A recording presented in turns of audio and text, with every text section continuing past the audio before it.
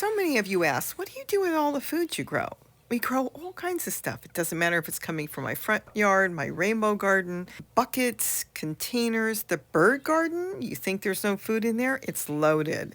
Then, of course, we have broccoli, and we have to share the broccoli, with Kitty, which is growing on our deck. She does eat it raw, but let me tell you something, she loves it in eggs. Today, I want to talk about what we do with it, and every morning, I do get up and I forage through the yard. I never know what I'm going to pick, and if I don't use it for breakfast, I'll use it for dinner. We have all kinds of stuff growing, and sometimes we do freeze it, but I can go out there, I can pick what I want, and then I can come in and I can make us breakfast. And we eat fresh every morning. And we do share with Kitty. They all get eggs that are cooked, and I love color. And of course, Gary's garden has an abundance of food all year long. And you know how I love my walking onions. They're a small onion, but perfect for eggs. And so I just forage, pick what I want, and when I'm done walking around the garden, I start thinking how I'm going to make breakfast. Oh, but we first have to make a visit to the ones that are contributing the eggs. Now, every morning is going to be different. It's whatever I pick up. Sometimes it's Swiss chard like today. You see here, there's even an okra in there. There's a pepper, there's some celery, and just a little squash that didn't get pollinated. That goes in there too. Whatever I decide to forage in the morning. So every day is going to be a different combination. I never know. It's whatever I feel like picking. And of course I wash it when I bring it in. Wait till you see what Gary brought in the other day. But anyways, going back to this. Now it's just a matter of cracking the eggs. I usually make 5 or 6 eggs in this. I just crack them all and mix them in. Now the reason I make so many is we do share with the dogs. So that gets all put in there and then all stirred up. It is the easiest thing to make. It literally takes minutes.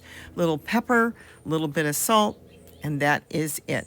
And whatever doesn't go into the eggs goes into the compost bucket. Remember, that's how we grow all our food. That becomes my new soil.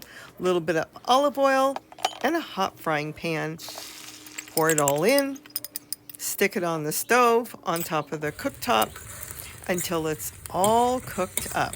I will tell you that while I'm doing this, I have company every morning.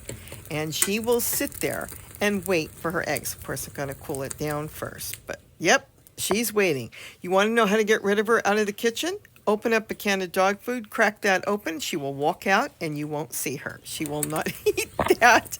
She wants her breakfast cooked every morning.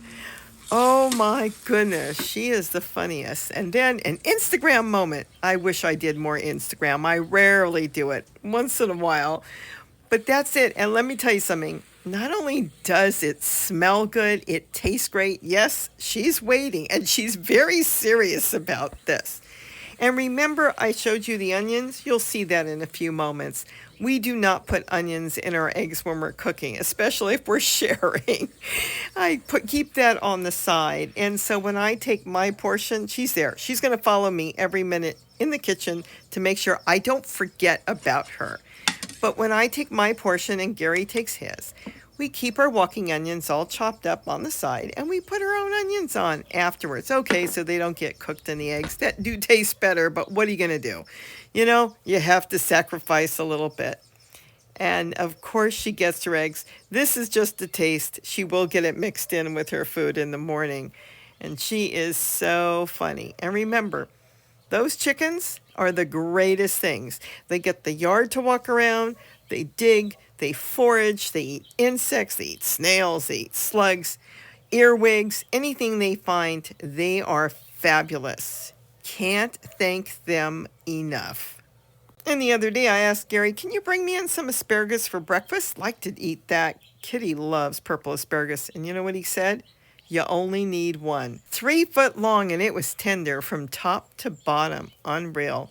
The secret to all this? Keep it simple. With that, have a wonderful day, and don't forget to eat what you grow. Bye-bye.